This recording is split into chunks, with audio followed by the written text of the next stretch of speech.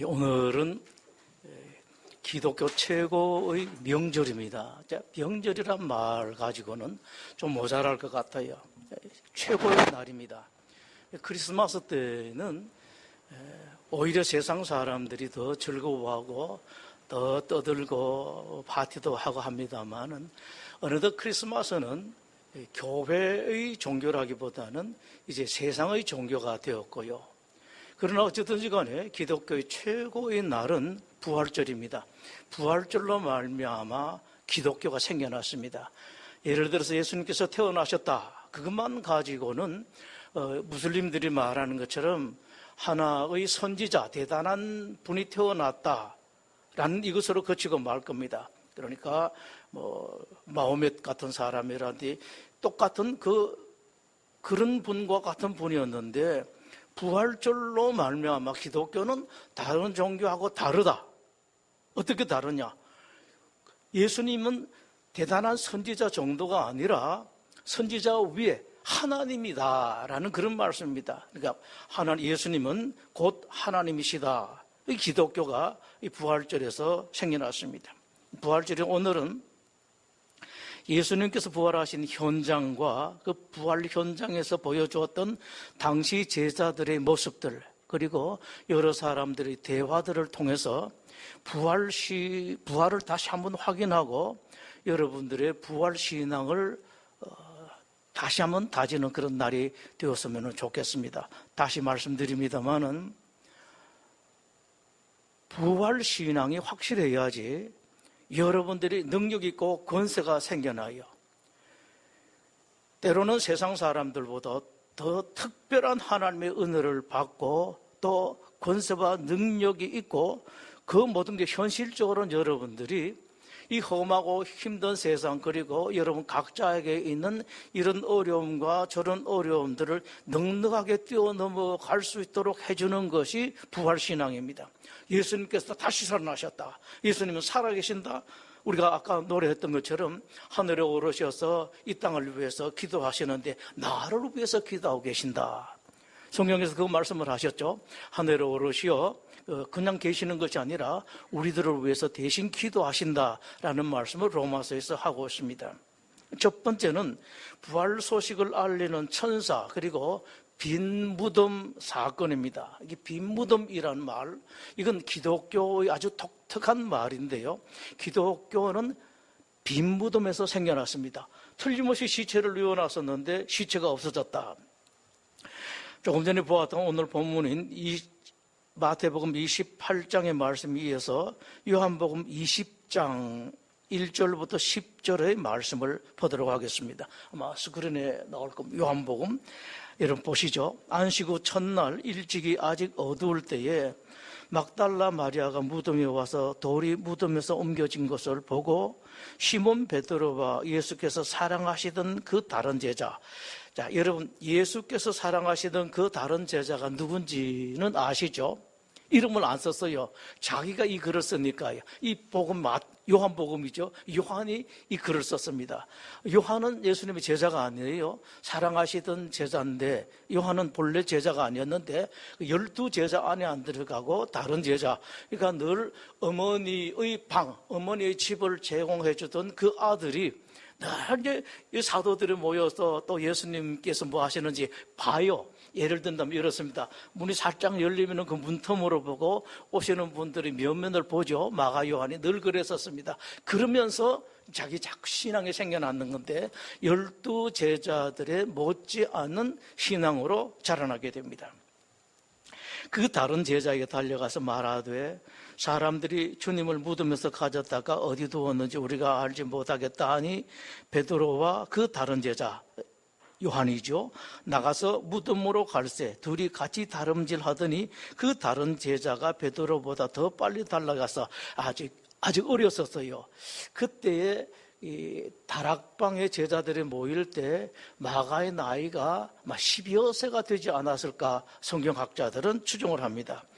젊었으니까 먼저 뛰어갔죠. 먼저 무덤에 이르러 굽으려 세마포 놓인 것을 보았으나 들어가지는 아니하였더니 시몬 베드로는 늦게 따라와서 무덤에 들어가 보고, 자, 시몬 베드로의 성격을 볼 수가 있겠죠. 요한은 좀 멈칫멈칫하는데 이 베드로는 앞서 뛰어나갑니다. 세마포가 놓였고 7절, 또 머리를 쌓았던 수건은 세마포와 함께 놓이지 않고 딴 곳에 쌓았던 대로 놓여 있더라. 그때야 무덤에 먼저 갔던 요한도 들어가 보고 믿더라. 그들은 성경에 그가 죽은 자 가운데서 다시 살아나야 하리라 하신 말씀을 아직 알지 못하더라. 그렇게 많이 말씀하셨는데요, 이 두 제자가 자기들의 집으로 가니라. 10절 말씀 보십시오. 어디로 갔습니까? 예수님께서 살아나셨다 하면 어디로 가야 됩니까? 다른 제자들인데 뛰어가야 되는데 어떻게 해요? 자기들의 집으로 갔다라고 말씀을 하고 있습니다.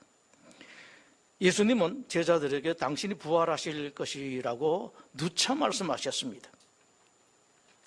마가복음 8장 31절에 이렇게 말씀을 하셨죠. 인자가 많은 고난을 받고 장로들과 대제사장들과 서기관들에게 버림받아 죽임을 당하고 사흘 만에 살아나야 할 것이다. 누가복음 24장 7절에는 이렇게 말씀을 하십니다. 인자가 죄인의 손에 넘겨져 십자가에 못 박히고 제3일에 다시 살아나야 하리라. 다 제자들에게 말씀을 하셨습니다. 그리고 마태복음 20장 18절에 보라, 우리가 예루살렘으로 올라가노니 인자가 대제사장들과 서기관들에게 넘겨짐에 그들이 죽이기로 결의하고 이방인들에게 넘겨주어 그를 조롱하며 채찍질하며 십자가에 못 박게 할 것이나 제3일에 살아날 것이다 라고 이렇게 말씀하셨습니다. 이렇게 누차 말씀하시고 난 뒤에 말씀하신 대로 예수님께서는 살아나셨습니다. 예수님의 시신을 놓아두었던 그 무덤, 이 무덤 우리나라하고 좀 달라요. 여러분들도 보신 분들이 계시겠습니다만 이스라엘 그 지역은 산에 있으면 흙이 아주 단단해요. 일반 흙하고 달리 단단합니다. 산이 있는데 거기다가 이렇게 있으면은 거기 파여 흙을 팝니다. 흙을 파는데 되게 잘 파여져요. 잘 부서져집니다. 예를 들어서 좀 단단한 걸로 치면은 딱 부서집니다. 이제 거기 무덤 만드는 거예요. 땅 밑에 무덤 만드는 것이 아니라 거기에 이제 무덤을 만듭니다. 제 부모님 묘소를 만드는데 지금 문제가 좀 생겼어요. 근데 그 선산인데 묘들이 그렇게 여러 다른 묘들이 있는데 하필이면 우리 부모님 묘만 자꾸 산돼지가 파헤쳐요. 안에 뭐가 있는가 싶어서 까닭을 모르겠는데 어떤 사람은 아카시아가 많으면은 그렇게 파헤친다라고 하는데 갈 때 좀 지난번에는 아주 힘써가지고 제가 아주 힘들었습니다. 잔디를 사가지고 막 그렇게 또 파놨어요. 이번에 가니까 더 파놨습니다. 그래서 이번에는 제가 이제 고민을 하고 있는데 어떻게 할까 하다가 지금 마지막으로 도달했는데 자꾸 이제 새로 수리를 해놓으면은 또 파헤칠 거니까 아예 평장묘라고 하죠. 평장묘로 이제 바꿀까 싶어요. 돌아가신 지가 어머님이 한 30년, 아버님이 1973년에 돌아가셨으니까 한 50년 됐나요? 그쯤 됐었으니까. 그래서 위에 이 묘를 봉분을 없애고 여기다가 잔디를 깔고 그 위에다가 이제 묘석을 이렇게 깔아 놓을까 싶은데 그런 우리나라 무덤하고 이 나라 무덤 달라요. 산에 흙이 이제 팔 수 있으니까 이렇게 파서 그리고 파내고 그 앞에 돌을 가려 놓습니다. 사람들이 마음대로 못 다니게 돌을 가려 놓는 그런 무덤이죠.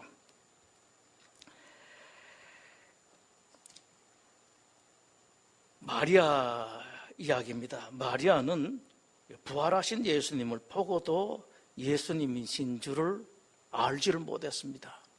베드로도 그렇고 또 요한도 그렇고요. 왠가 하니까 조금 전에 말씀드린 것처럼 그렇습니다. 사람들은 믿는 대로 생각하지 보는 대로 생각하지를 않습니다. 이건 여러 군데서 다 증명이 된 바입니다. 여러분들 실제로 보면 내가 보는 대로 딱 한다라는 거지 여기 이제 보고 난 뒤에 이 컵이 있다라고 믿기 때문에 손을 뻗어서 그렇게 하는 거거든요. 다른 것도 다 마찬가지입니다. 그래서 산술적으로 개수적으로 어떻게 말할 수는 없겠습니다만은 인간의 행동은 그 보는 것 따라 사는 거 아니라 거의 한 90%가 믿는 대로 행동한다고 합니다. 상당히 중요한 이야기예요. 믿음과 믿지 않는 것은 그렇게 차이가 납니다. 근데 보면서도 말지를 못했습니다. 왠고하니까 예수님이 살아났을 리가 없다. 그런 가능성 생각하지 않는 겁니다. 그렇게 말씀을 많이 들었었고요. 자, 이건 옛날에 제자들에 대해서만 여러분 생각하실 것이 아니라 나도 그럴 수 있다라는 겁니다. 믿습니다. 또 뭐 찬송도 하고 기도도 하는데 정말로 내가 안 보는 것을 믿는 것인가? 당장 하나만 해도 그렇습니다. 언젠가는 여러분들이 다 세상을 떠날 텐데 떠나면은 나는 반드시 천국에 들어간다. 천국은 있다. 천국에 들어간다라는 것을 확실히 믿느냐? 여기는요, 별것도 아닌 것 같지만 어마어마한 차이가 있습니다. 세상이 그렇다면 이렇습니다. 여러분들이 앞으로 얼마나 더 사실는지 모르겠습니다만은 이 세상에 있는 거는 깜빡 요만해요. 예를 들어서 한 30년 더 산다. 여러분 살아온 30년 생각하면 어떻습니까? 눈 깜빡할 말. 그야말로 불교에서 말하는 찰나에 다 지나갔다고요. 금방 지나가요. 그 다음에 영원한 나라가 있는데 영원한 세월 속에 내가 천국에서 산다면은 이 땅에서 사는 동안에 좀 힘들고 속상하고 억울하고 원통하고 참 가슴 아픈 일이 있을 때까지 그거 금방 못 넘어갑니까, 여러분? 이 부활신앙만 있으면 확실히 달라져요. 아, 간다. 나는 간다. 그러면 이 세상에 살면서 누구를 부러워할 것도 없고 또 우리 못난 모습인 사람들을 시기하고 질투하고 어떤 사람은 비난하고 비방하고 할 이유가 하나도 없습니다. 다시 여기서 중요한 것이 있습니다. 우리가 여기서 다른 사람들을 심하게 부러워하고 시기하고 질투하고 누구를 비난하는 것은 미안하지만 부활신앙이 없기 때문에 그렇습니다. 있어도 살짝 흔적만 있어서 그렇습니다. 확고하면은 아무것도 아니고 그것이 전부 다 내가 심판대 앞에 섰을 때 하나님으로부터 판단될 거라 생각하면 그렇게 하지를 못해요. 내가 하나님 앞에 심판대 앞에 서서 내 한 말들 행동들이 전부 다 판단, 심판이란 말은 나쁜 쪽으로 하는 거 판단된다면 우리가 그렇게 할 수가 없단 말씀입니다. 이거 그래 나는 천국 가는데 거기 사는데 까짓 그거 세상 말로 한다 그러면은 날 욕하고 비난하고 온갖 뒷담화를 다 해도 그것이 속된 말로 하면은 내 배 따고 들어가는 거 아닌데 아무렇지 나는 천국 갈 사람이다. 천국에서 최고의 평화를 누리며 최고의 행복을 누리면서 살 사람이다. 까짓 그건 아무것도 신경 쓰지 않습니다. 예수님의 시신이 있던 무덤, 이제 빈 무덤이 되었는데요. 기독교는 이것을 빈 무덤 혹은 빈 무덤 사건이라는 용어로 표현을 합니다. 기독교의 출발은 빈 무덤에서 이루어졌고 시작되었습니다. 그리고요, 빈 무덤, 예수님은 부활하셨다에 대한 믿음은 하나님의 은총과 여러분의 결단으로 이루어집니다. 내가 그냥 믿을 수가 없습니다. 나는 믿는다. 그걸 믿는다. 예수님의 시신은 없어졌다. 부활해서는 없어졌다. 나는 믿는다라는 결단. 다시 한번 보십시오. 그 믿음은 여러분의 빈 무덤뿐만 아니라 여러분의 믿음은 하나님의 은총, 하나님이 도와주셔야 되고요. 그 다음에는 여러분들의 결단으로 이루어집니다. 나에게 주신 내 아내, 내 남편은 하나님께서 나에게 주신 선물이다. 디바인, 정말로 하나님 주신 선물이다. 이 딱 믿는 겁니다. 세상에 어떤 사람, 객관적으로 보면 훨씬 더 나은 그런 남자들, 훨씬 더 멋있는 여자들, 그것보다 아니라 내 아내, 내 남편이 하나님 주신 나에게 가장 좋은 최고의 사람이다라는 것을 결단하는 거예요. 억지로 믿는 거 결단. 하나님 그렇습니다. 하나님 그렇게 주셨습니다라고 하는 것. 이걸로 기독교인들은 살아간다는 말씀입니다. 두 번째는 여인들에게 나타나신 예수님입니다. 요한복음 20장 11절에서 18절의 말씀, 요한복음 20장 11절에서 18절 말씀을 보겠습니다. 마리아는 무덤 밖에 서서 울고 있더니 울면서 구부려 무덤 안을 들여다보니 흰옷 입은 두 천사가 예수의 시체 뉘었던 곳에 하나는 머리편에 하나는 발편에 앉았더라. 자, 요한이 상당히 구체적이죠. 구체적인데 요거에 대해서는 여러분들 성경에 대한 지식이 좀 있어야 돼요. 다른 마태복음, 마가복음, 누가복음은 일찍이 쓰여졌습니다. 예수님이 죽으시고 난 뒤에 얼마 있지 않아서 자기네들이 이제 위태할 때에, 그러니까 제자들이 40 되기 전에 한 30대 혹은 한 40대에 이거를 썼습니다. 그때는 아직 흉흉했었어요. 예수님의 잔당을 어떻게 하든지 간에 다 체포해서 처형하려고 지금 로마보다도 유대교 지도자들이 호시탐탐 노리고 있었습니다. 근데 말도 제대로 하지 못할 때고 제대로 모이지도 못할 때입니다. 더더구나 문서로 남길 수는 없었습니다. 그래서 마태, 마가, 누가는 약간 뭉뚱그려서 약간 이렇게 구렁이 담 넘어가듯이 그렇게 표현한 것이 많은데, 요한복음은 언제 써졌는가 하니까 요한이 나이 100살 때 써졌다고요. 그 어렸던 아이가 100살 되었으니까 예를 들어서 10살 같으면 90년 뒤에 써졌습니다. 그런 데 위기가 없을 때거든요. 그러니까 요한은 자세하게 씁니다. 내용들을 자기가 확인했던 것들을 자세하게 씁니다. 그래서 마태, 마가, 누가복음을 공관복음이라고 하죠. 영어로 시납시스라고 하는데 같은 것을 같이 봤습니다. 그런데 요한복음은 제4복음이에요. 완전히 다른 복음입니다. 나중에 쓰였기 때문에 좀 다르죠. 요한입니다. 11절에 신옷 입은 두 천사가 예수의 시체 뉘었던 곳에 하나는 머리편에 하나는 발편에 앉았더니 천사들이 이르되 여자여 어찌하여 우느냐. 이르되 사람들이 내 주님을 옮겨다가 어디 두었는지 내가 알지 못함이니이다. 이 말을 하고 뒤로 돌이켜 예수께서 서 계신 것을 보았으나 예수 신질 알지 못하더라. 14절 말씀 여러분 잘 보십시오. 보고도 모르는 거예요. 왠가하니까 예수님이 저기 서 계실 리가 없다라고 생각하는 겁니다. 천사로 생각하죠. 예수께서 이르시되 15절에 여자여 어찌하여 울며 누구를 찾느냐 하시니 마리아는 그가 동산지기인 줄 알고 이르되 주여 당신이 옮겼거든 어디 두었는지 내게 일어서서 그리하면 내가 가져가리다. 자, 믿음을 극명하게 표현해 주죠. 믿음 때문에 예수님께서 살아났을 리가 없다라는 그 믿음 때문에 그 사람을 동산지기로 하는 거죠. 16절에 예수께서 마리아야 하시거늘 마리아가 돌이켜 히브리 말로 라보니 하니 이는 선생님 그때서야 압니다. 마리아야 부르니까 깜짝 놀라는 거죠. 예수께 이르시되 나를 붙들지 말라. 내가 아직 아버지께로 올라가지 아니하였노라. 너는 내 형제들에게 가서 이르되 내가 내 아버지 곧 너희 아버지 내 하나님 곧 너희 하나님께로 올라간다 하라 하시니 막달라 마리아 가서 제자들에게 내가 주를 보았다고 또 주께서 자기에게 이렇게 말씀하셨다 이러니라. 18절 말씀 조금 전에 보았던 마태복음하고 좀 다르죠. 베드로와 요한은 어디로 갔습니까? 자기 집으로 갔지요. 이 마리아는 제자들에게 쫓아갔습니다. 이제 확실히 알았다는 그런 말씀이죠. 다음은 마태복음 28장 1절에서 10절 말씀 다시 한번 보시죠. 안식일이 다 지나고 안식 후 첫날이 되려는 새벽에 막달라 마리아와 다른 마리아가 무덤을 버리고 갔던데 큰 지진이 나며 주의 천사가 하늘로부터 내려와 돌을 굴려내고 그 위에 앉았는데 오늘 본문 말씀입니다.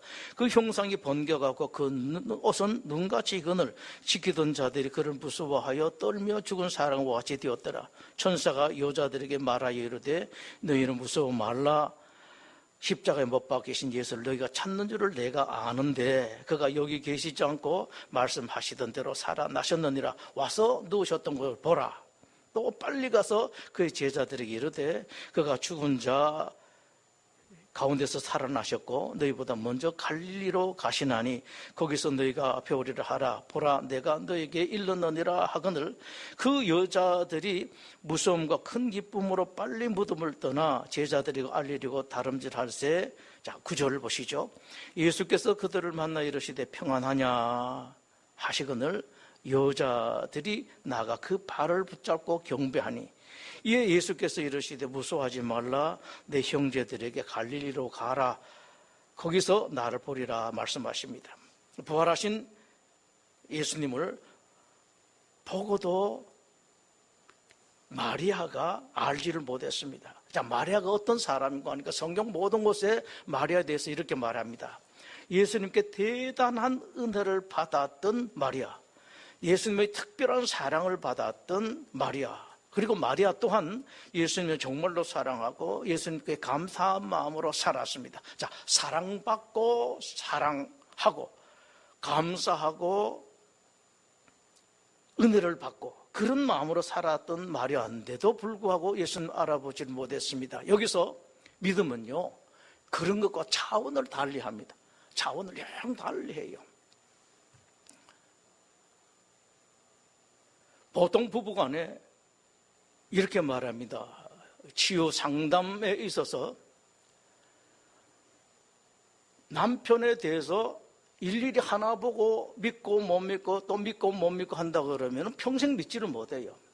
아까 말씀드린 것처럼 이분은 바로 하나님께서 나에게 주신 내 남편이다라는 것을 결단으로 받아들이게 되면 남편이 모든 것이 어떻게 하더라도 믿을 수가 있습니다. 이런 믿음으로 살아가는 것이 인생이죠. 바로 한 차원 위에 있습니다. 한 차원 높이 있습니다. 이게 믿음이에요. 여러분들이 사모하고 힘쓰실 것은 진정한 신앙, 진정한 믿음, 이 참된 믿음에 이르는 것입니다. 그것을 위해서 여러분 기도하십시오. 현실적인 일들은 사실은 여러분들이 기도하는 것은 정말로 필요한데요, 기도하셔도 여러분 아실 것은 하나님께서 여러분들이 가장 좋은 것이 무엇인지 아시기 때문에 아주 어렸을 때는, 여러분들이 어렸을 때는 꼭 요청하면 처음 믿었을 때는 하나님께서 응답을 잘해 주세요. 어느 정도 때가 되면은 하나님께서 여러분들이 요구하시는 대로가 아니라 하나님께서 판단하시기에 여러분이 가장 좋은 쪽으로 이루어주신다고요. 기도는 하시는데 아시고, 그래서 얼마 전에도 한번 말씀드린 적이 있었습니다만, 여러분들 기도는 이거 해주십시오 저거 해주십시오가 아니라 감사하는 하나님 고맙습니다, 감사합니다.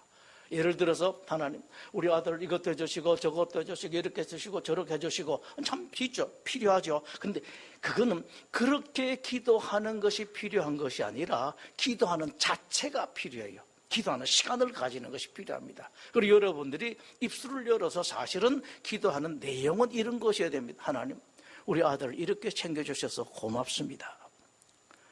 이렇게 이끌어 주셔서 감사합니다. 우리 아들 지켜주셔서 감사합니다. 이게 여러분들이 하실 기도예요. 왠고하니까 여러분들이 그런 기도 하신다고 그래서 쟤는 뭐 아들을 챙겨달라, 키워달라, 뭐 잘 좀 보호해달라, 아주 명석하게 해달라 기도 안 하는구나. 안 해주실 하나님이 아니시거든요. 우리 기도는 사실 이렇습니다.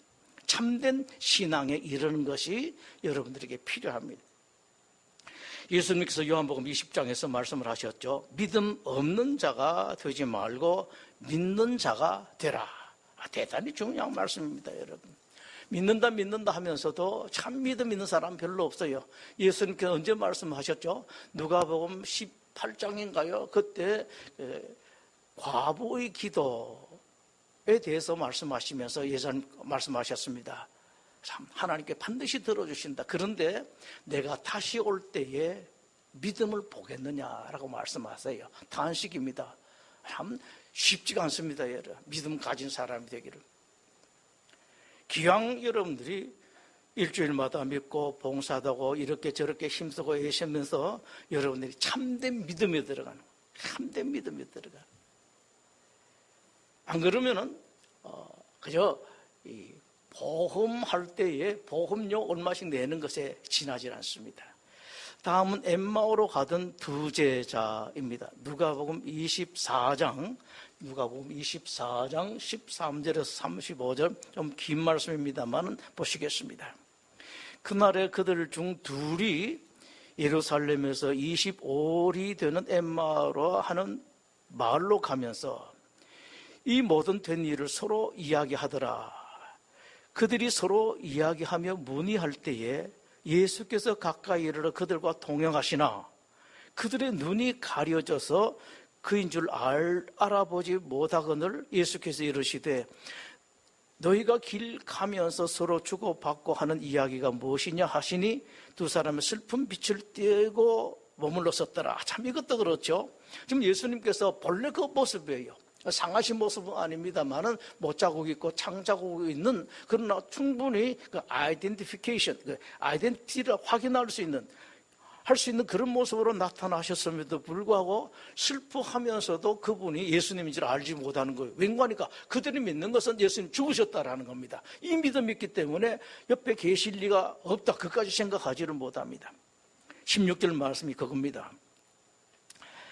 18절에 그 한 사람인 글로바라 하는 자가 대답하여 이르되 당신이 예루살렘에 체류하면서도 요즘 거기서 된 일을 혼자만 알지 못하느냐. 이르시되 무슨 일이냐. 이르되 나사렛 예수 일이니 그는 하나님과 모든 백성 앞에서 말과 일에 능하신 선지자이거늘 우리 대제사장들과 관리들이 사형 판결에 넘겨져 십자가에 못 박았느니라. 우리는 이 사람이 이스라엘로 속량할 자라고 바라노라. 이뿐 아니라 이 일이 일어난 지가 사흘째요. 또한 우리 중에 어떤 여자들이 우리를 놀라게 하였으니 이는 그들이 새벽에 무덤에 갔다가 그의 시체는 보지 못하고 와서 그가 살아나셨다 하는 천사들의 나타남을 보았다 함이라. 또 우리와 함께 한 자 중에 두어 사람이 무덤에 가 과연 여자들이 말한 바와 같음을 보았으나 예수는 보지 못하였다가 하시거늘 이르시되 미련하고 선지자들이 말한 모든 것을 마음에 더디 믿는 자들이여. 이게 문제입니다. 더디 믿는다라고 말씀을 하셨는데, 그래요. 믿음이 그렇다고 확 한꺼번에 되는 것이 아니라 서서히 올라와서 어느 정도 되면 믿음이 올라가는데, 더디 믿는 자들이요, 그리스도가 이런 고난을 받고 자기 영광에 들어가야 할 것이 아니냐 하시고, 이에 모세와 모든 선지자의 글로 시작하여 모든 성경에 쓴 바 자기에 관한 것을 자세히 설명하시니라. 그들이 가는 마을에 이르러 가며 예수는 더 가려 하는 것 같이 하시나 그들이 강권하여 이르되 우리가 함께 유하사이다. 때가 저물어 가고 날이 이미 기울었나이다 하니 이에 그들과 함께 유하러 들어가시니라. 예수님께서는 이 사람들과 이야기하려고 나타나셨죠. 그들과 함께 음식 잡수실 때에 떡을 가시가 축사하시고 떼어 그들에게 주시니, 자, 성찬의 의미. 성찬, 이게 꼭 성찬식은 아닙니다만 상당히 중요한 부분이 있습니다. 기독교에서 옛날에는요, 옛날 기독교 교회는 매 주일마다 성찬식을 했습니다. 옛날 기독교라는 게 뭡니까? 예수님께서 태어나시고 역사하시고 죽으시고 얼마 안 됐을 때 그들이 제일 이거야말로 우리 신앙이다라고 할 때에 교회가 했던 것이 뭔가 하니까 성찬식이었다라는 그런 말씀이에요. 캐톨릭 교회 혹시 가보신 분들은 아시겠습니다만 캐톨릭 교회는 뭐 합니까? 매주일마다 성찬식을 하죠. 캐톨릭 교회 가면 성찬식 할 때에 포도주는 안 줘요. 우리는 포도주를 주지요, 그렇죠? 거기서 포도주를 안 줍니다. 왜 안 주는지 아세요? 가끔씩 성도들 중에 성찬하다가 포도주를 하다가 포도주를 흘리는 법이 때가 있었어요. 그러니까 이건 주워 담지도 못하잖아요. 그러니까 어느 때부터 그러면 우리 성도들에게, 소위 말하는 캐톨릭에서 말하는 레이 평신도들에게는 포도주를 주지를 않았습니다. 지금도 가면 어떻게 합니까? 매주일 성찬식을 할 때에 조그만 빵 전병 하나만 딱 주죠. 이걸 이렇게 줍니다. 앞에서 신부가 이렇게 하고 주죠. 그렇습니다. 이걸 가시사, 떡을 가시사 축사하시고 떼어 그들에게 주시니, 그러니까 캐톨릭은 여기에 많이 근거한 바가 많습니다. 떡을 가시사 축사하시고 떼어 그들에게 주시니 그들이 눈이 밝아져 그인 줄 알아보더니 예수는 그들에게 보이지 아니하시는지라. 그래서 성찬식 때 여러분들은 포도즙도 같이 받으시니까 특별히 거기에 의미가 대단하다라는 것을 그냥 믿는 것이 아니라 알고, 그렇구나 받아들이시면 돼요. 이게 포도주 많은 거 한 잔, 그리고 전병 하나 먹는 것이 아무것도 아닌 것이 아니라 대단한 것이다, 어마어마하게 귀한 것이다 라는 거 아시면 됩니다. 31절, 그들의 눈이 밝아져 그인 줄 이제 알아봤더니만 예수는 그들에게 보이지 아니하시는지라. 그들이 서로 말하되 길에서 우리에게 말씀하시고 우리에게 성령을 풀어주실 때에 우리 속에서 마음이 뜨겁지 아니하더냐 하고 곧 그때로 일어나 예루살렘에 돌아가 보니 11제자를 만나지요. 이 두 사람이 골로바고 오는데, 그러니까 이 두 사람은 12제자 속에 포함된 사람들이 아니었습니다. 11제자 중에는 한 사람 가룟유다가 빠지고 아직까지 마띠아가 보충되기 전이었으니까 11제자라고 하죠. 및 그들과 함께 한 자들이 모여 있었다. 말하기를 주께서 과연 살아나시고 시몬에게 보이셨다 하는지라 두 사람도 길에서 된 일과 예수께서 떡을 떼심으로 자기들에게 알려지신 것을 말하더라. 35절에 떡 떼시는 것이 다시 말씀을 하고 있죠. 여러분들은 설교도 중요하지만 사실은 가장 좋은 것이 성경을 많이 보는 거예요. 그런데 요즘 기독교인들이 성경만 보면 재미가 없거든요. 제가 그냥 그대로 표현을 합니다. 재미가 없거든요. 목사가 설교하고 이 말 저 말 예화를 붙여서 설교하면은 잠도 안 오고 그대로 재미가 있잖아요. 또 감흥도 있고. 그런데 여러분 알기는 아십시오. 성경 말씀이 최고의 말씀이라는 것. 어떤 것보다 어떤 설교보다도 성경 말씀이 최고라는 것을 알고 신앙생활을 하도록 그렇게 하십시오. 저도 뻔히 알면서도 자꾸 이 말 저 말 설교를 다른 말을 하게 되는데 어쩔 수 없이 여러분들이 이미 이제 그런 마음이 있기 때문에 할 수 없이 그렇게 합니다만 여러분 알고 계실 것은 성경을 보는 것이 가장 예를 든다면 그렇습니다. 신명기가 뭔가 하니까 신명기는 하나님의 말씀을 다시 하는 거예요. 그래서 신명기를 설교할 때 제일 좋은 것이 뭐라고 하는 거 하니까 신명기는 그렇습니다. 신명기는 하나님의 설교를 모세가 대신 받아서 전하는 게 신명기예요.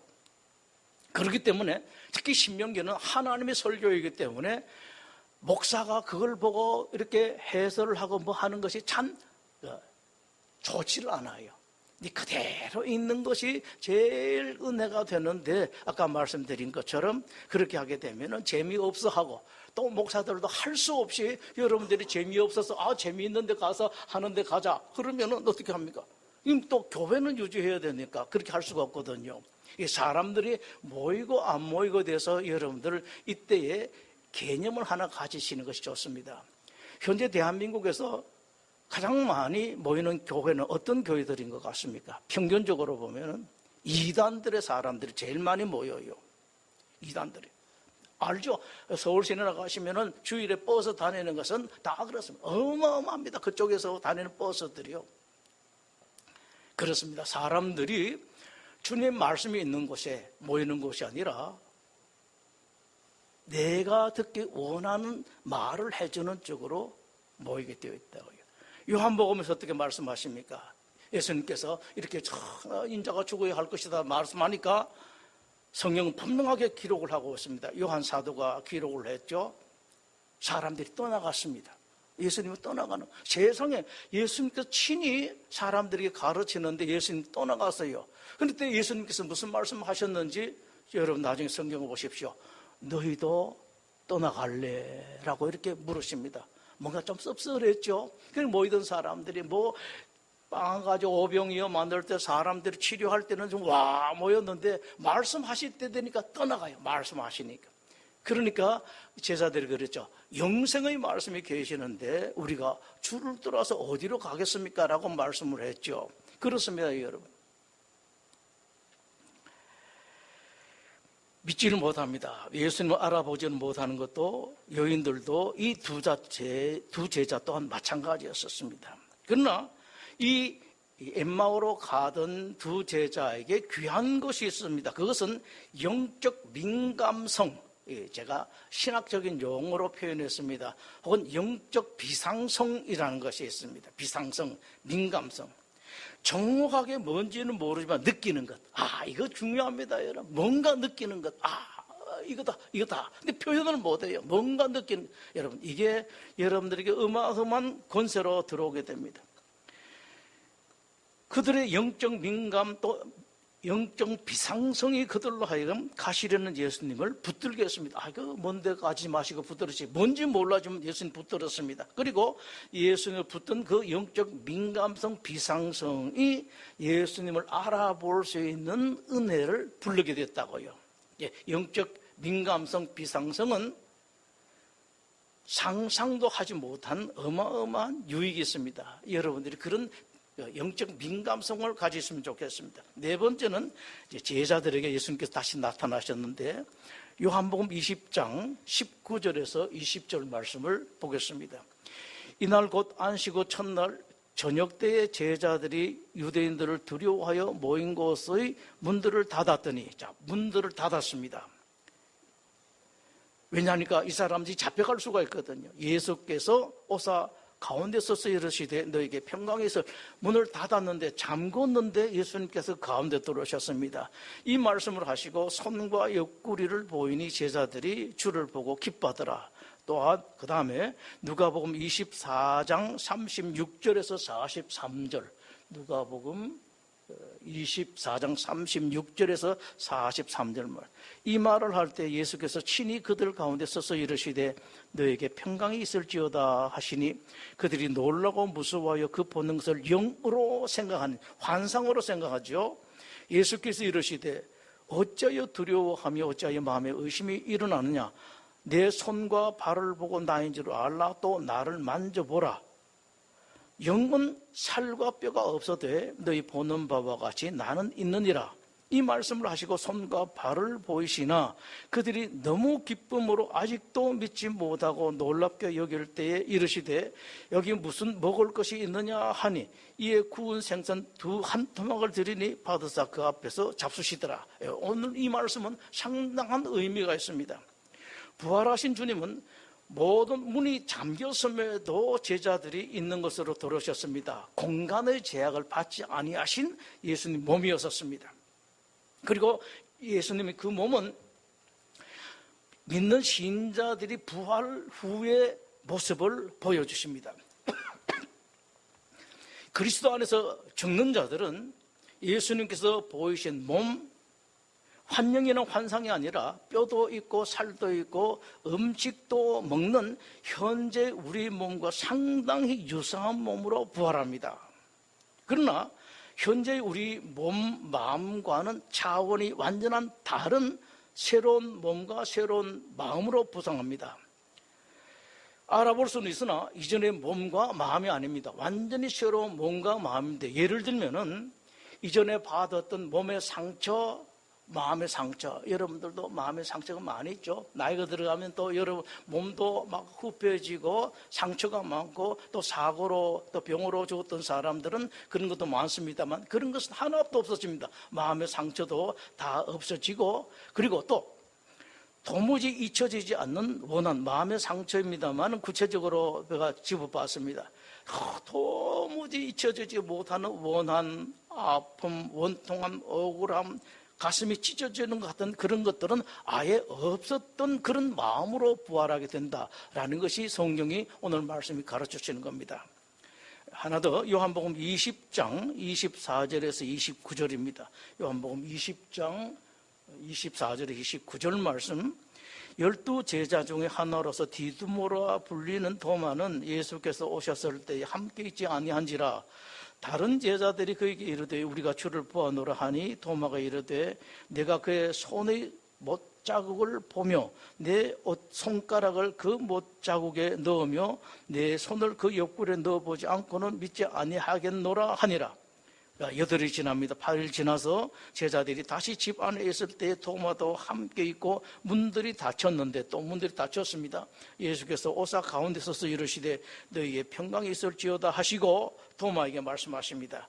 그래서 예수님께서 8일 뒤에 다시 오셨는데 이때는 도마 때문에, 도마 한 사람 때문에 다시 나타나신 것 같습니다.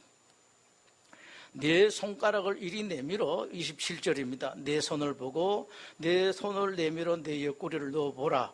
그리하여 믿음 없는 자가 되지 말고 믿는 자가 되라. 도마가 대답하여 이르되 나의 주님이시오 나의 하나님이시니이다. 28절의 말씀 기독교에서 되게 중요한데요, 도마가 아무도 고백한 적이 없었던, 아무도 그런 신앙을 가지지 못했던 예수님 보고 하나님이라고 말합니다. 어마어마한 고백입니다. 29절, 그 어마어마한 고백을 했음에도 불구하고 예수님께서 말씀하십니다.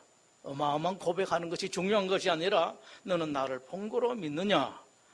보지 못하고 믿는 자들은 복되도다 라고 말씀하십니다.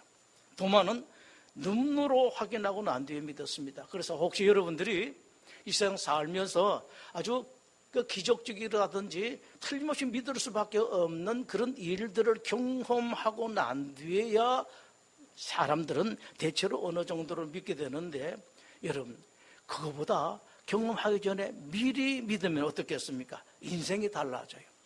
꼭 그런 사건이 있는 것.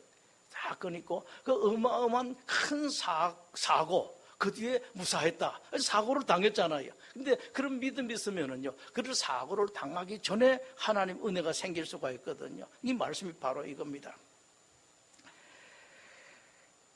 우리가 알 것은, 눈으로 확인할 수 있는 것은 지극히 일부분일 뿐입니다. 보고 알고 믿으려면 믿을 것이 거의 없다고 할 정도입니다. 참된 믿음은 보이지 않는 것을 믿음입니다. 히브리서 11장, 그 유명한 11장은 이렇게 말씀을 하시죠. 1절에 믿음은 바라는 것들의 실상이요 보이지 않는 것들의 증거다. 예수님께서 하신 말씀을 다시 한번 들으십시오. 보지 않고도 믿는 사람은 복이 있다. 기도하겠습니다.